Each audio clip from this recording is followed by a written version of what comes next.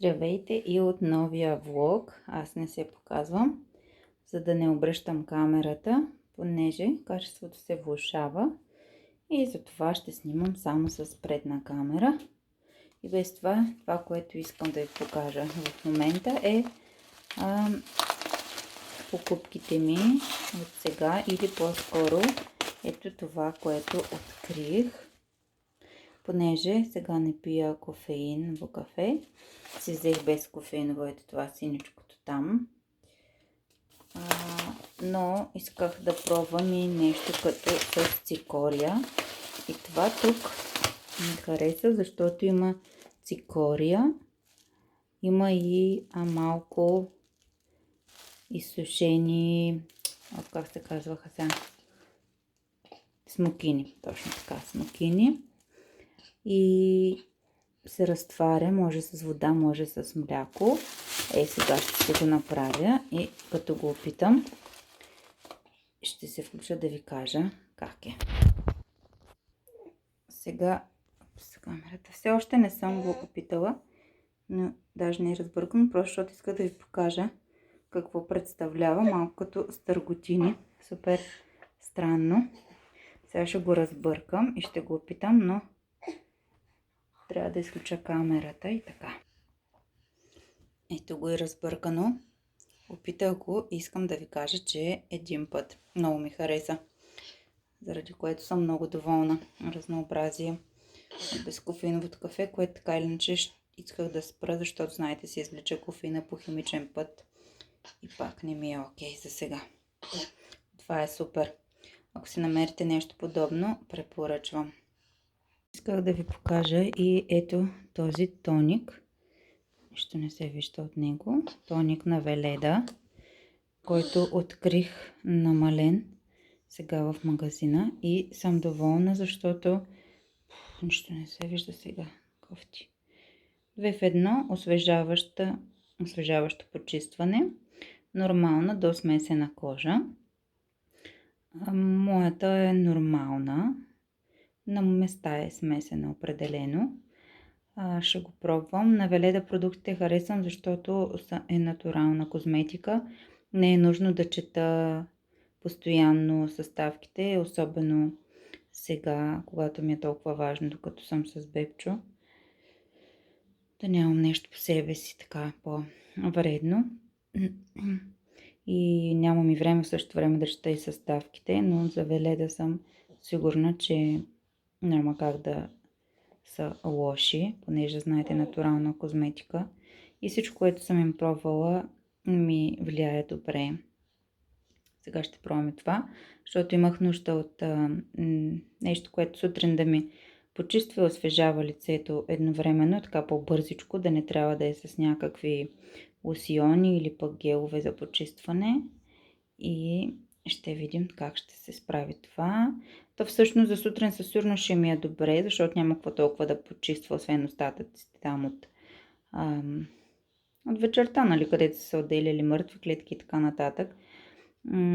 По-скоро ще го пробвам и евентуално за някакъв грим, какъвто аз ползвам семпъл, така или иначе. Някой път и вечерта.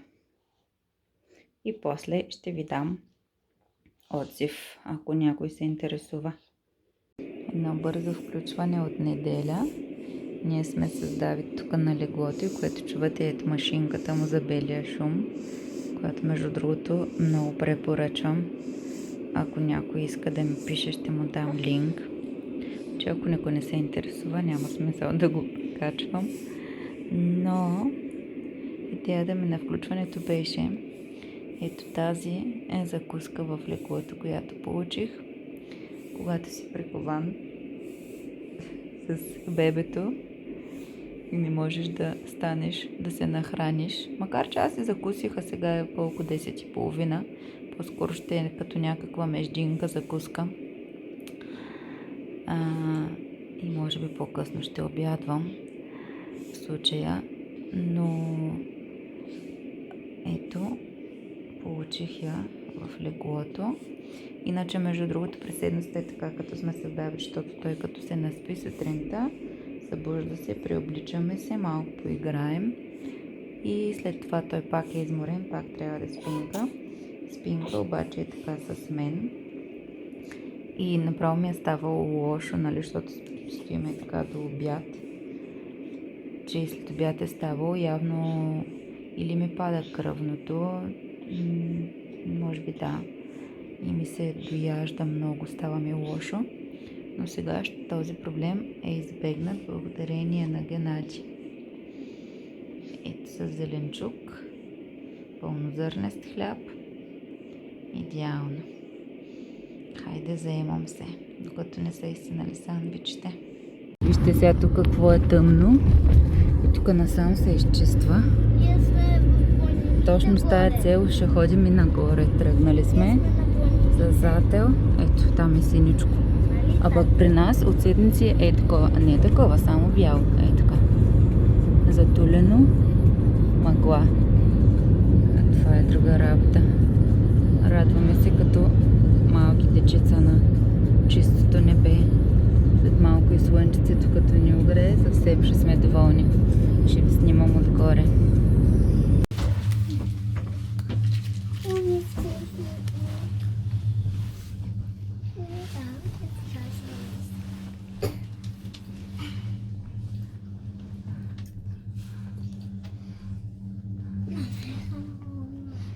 Ja, jetzt sind wir ja dann gleich oben. Ja. Отгоре се показвала.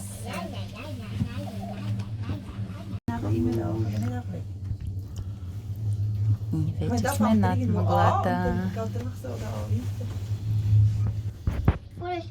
Виждате, долу е цялата мъгла. Там са другите планини от другата страна. А, ето го и Риги. Ето ги и другите гондоли.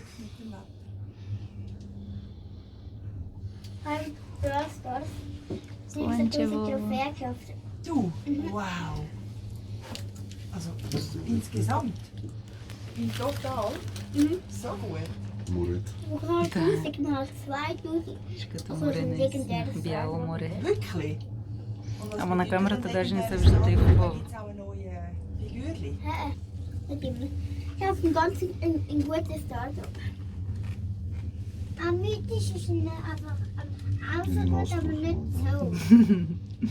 Aber mythisch ist ab und zu vielleicht ganz gut. Aber es geht mythisch ist auch nicht so gut.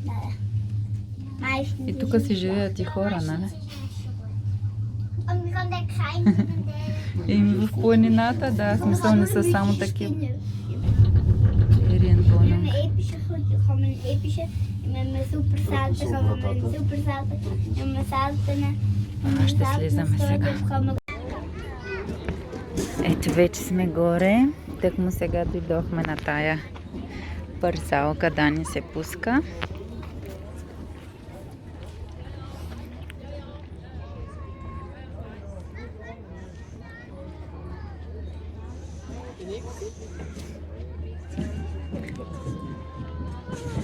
Вижте колко е готино.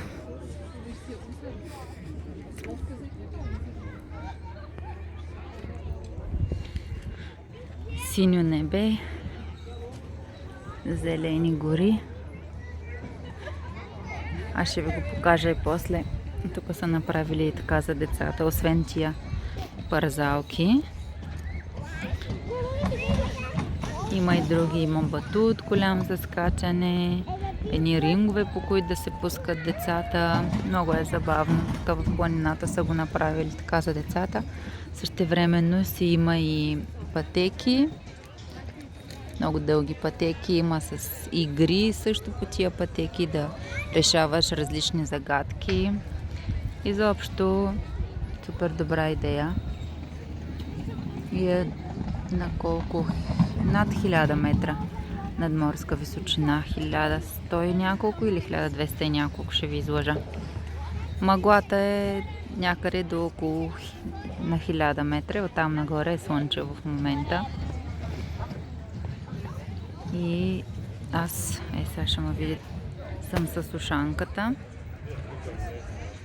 и с дебелото яке. Как съм се начумерила от това слънце. А всъщност хората тук са по къс ръкав дори. Мисля да се разхвърлям след малко и аз. Ще отида сега да чакам Дани. И после продължаваме да се разхождаме най-вероятно.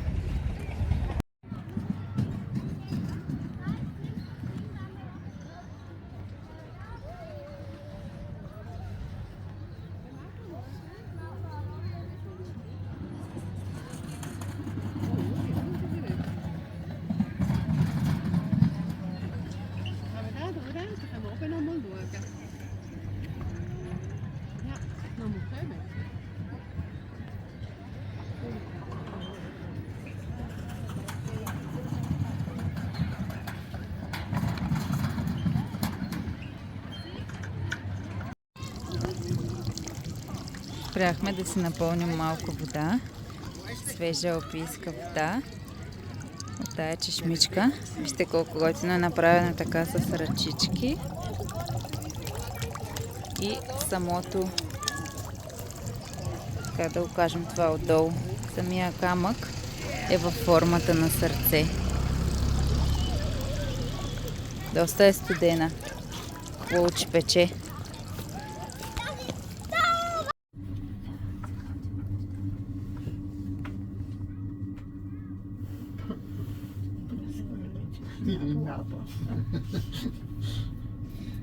Umgekehrt war schön. Ja.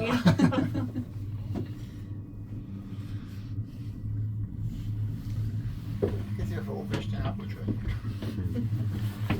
Nur zum Schauen, ja.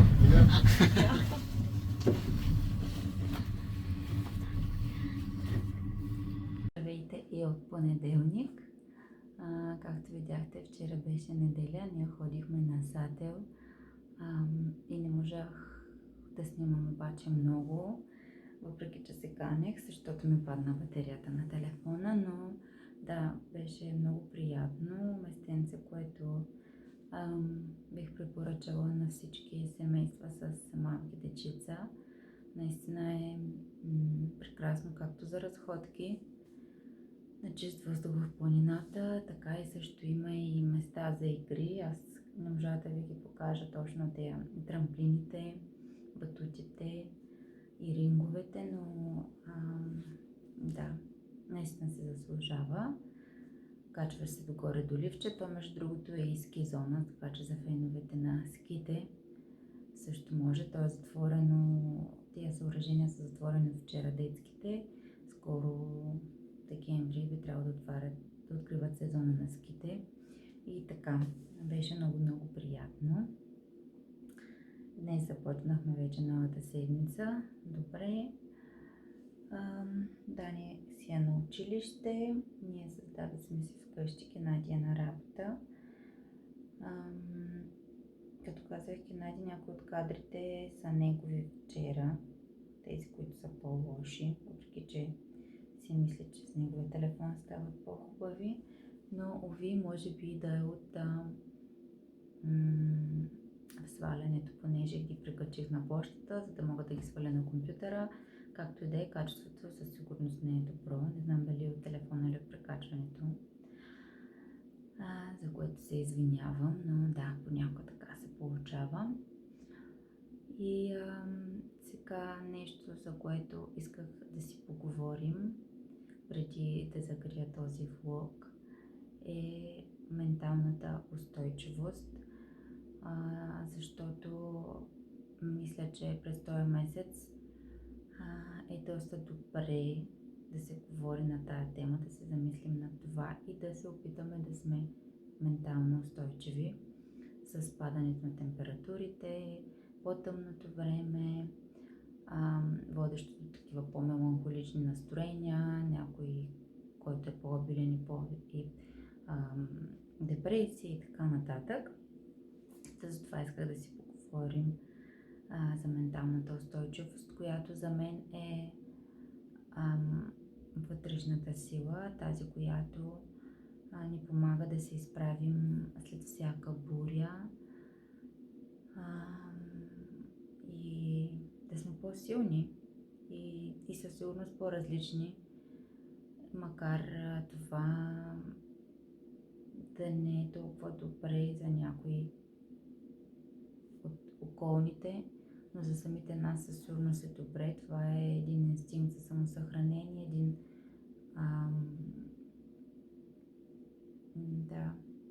един подтик просто, който ти помага да оцелееш и те подготвя за следващото ниво. Поне аз така мисля. И да, със сигурност с тези промени може да губите хора около себе си, но може би те не са правилните хора за вас. И въобще не ме притеснява това. Действително съм губила хора, но не съжалявам. И да, просто тези промени са нужни, за да израснем, за да достигнем тази ментална устойчивост, т.е. да израстваме в нея, защото според мен това е един процес. Ти не можеш да кажеш, да, ето аз се постигнах, край, нали, до тук съм. Въобще не мисля, че е така. Даже съм убедена за себе си. Може би тя е различна за всеки, но според мен има някакви базови неща, валидни за всички. Давид киха, може да се събуди. Да, валидни за всички, които да ни помогнат да достигнем своята ментална устойчивост, да израстваме в нея. Като тези неща за мен са този здравословен егоизъм, добрата храна, пълноценният сън, достатъчният прием на течности и справяне с стреса. Нарочно казвам справяне, а не намаляване или избягване, защото стресът е част от живота. Дори ние да си мислим, че в момента живеем в много стресово време, не съм съгласна. Да, Давид се събуди. Добре, ще продължим друг път по темата, много е интересна, но сега ви казвам чао, приключвам този влог и до скоро. Чао!